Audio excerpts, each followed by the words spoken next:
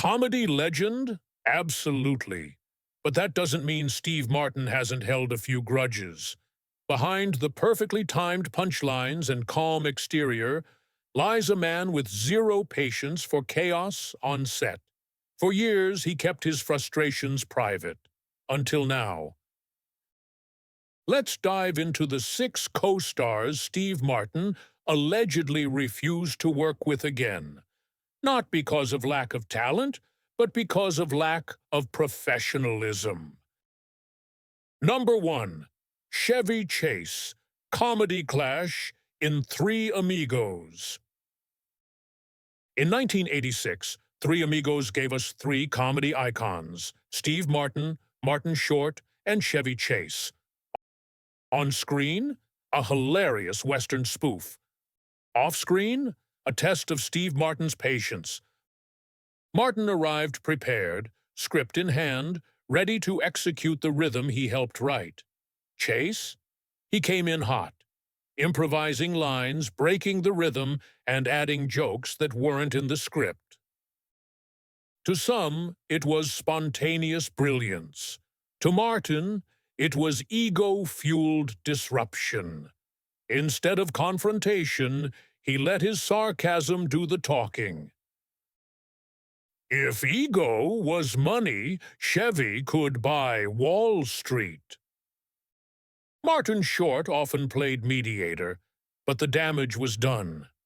Steve finished the film, smiled through the press tour, and never agreed to work with Chase again. Hollywood may have wanted a reunion. Martin didn't. Number 2.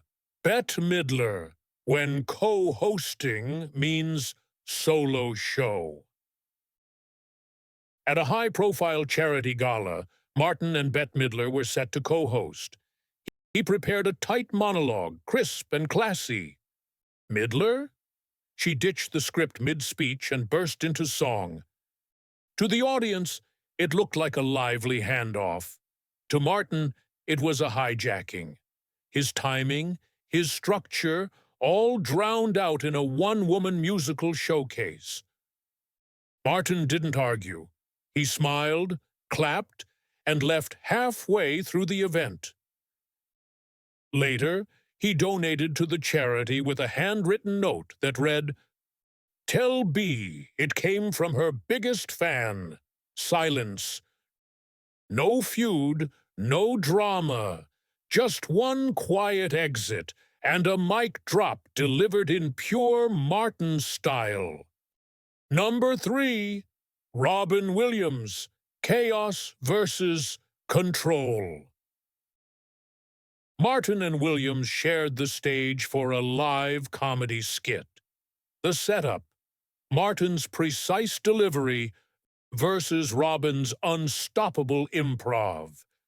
You can guess how that went. Martin crafted every beat of his performance. Robin? He went fully off script, launching into impressions, characters, and manic energy. The crowd howled, but Martin's structure? Obliterated. He later said, "Performing with Robin is like reading poetry on a roller coaster." He meant it as both compliment and warning. While Martin deeply respected Williams's genius, the styles just didn't mesh. They never worked together again, not out of animosity, but because some brilliance is best admired from afar. Number 4. Goldie Hawn, the chemistry that didn't last. In House Sitter, 1992, Steve Martin and Goldie Hawn looked like the perfect comedic duo. But while the film was charming, the production was not. Martin showed up early, rehearsed, and ready.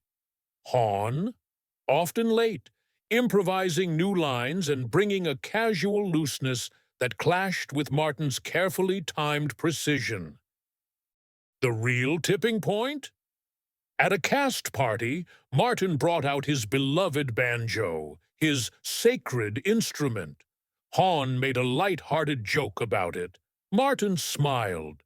but never forgot. There were no public complaints, but when offers came later to reunite the duo, Martin always passed. One film was enough. Number 5, Bill Murray, the quietest feud in comedy.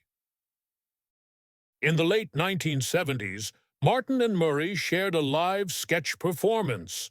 Martin rehearsed meticulously.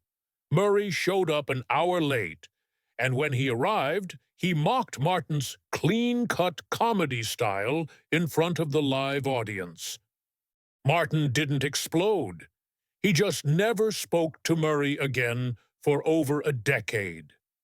They'd cross paths at events, festivals, even awards shows, but there was no handshake, no nod, no acknowledgement. Just two comedy legends who chose to pretend the other didn't exist. Why? For Martin, trust had been broken. He once said, "Comedy is built on rhythm, and rhythm is built on reliability." And Murray? He was chaos personified. Number 6, Jim Carrey, the 14-minute speech that ended a collaboration. At a 1990s comedy awards show, Carrey took the mic for a quick thank you and turned it into a 14-minute improv marathon. He impersonated Clint Eastwood, Elvis, and half the room. Martin, seated up front, finally walked on stage with a giant "Wrap It Up" sign. The crowd laughed, thinking it was a bit, but Martin's tight smile told a different story. Later, he admitted, "Working with Jim feels like standing in a wind tunnel of energy. Brilliant, but exhausting." A buddy comedy was pitched soon after. Carrey was already attached. Martin declined. His response? "We're oil and water. No hard feelings, just a mutual understanding that not all styles are meant to mix."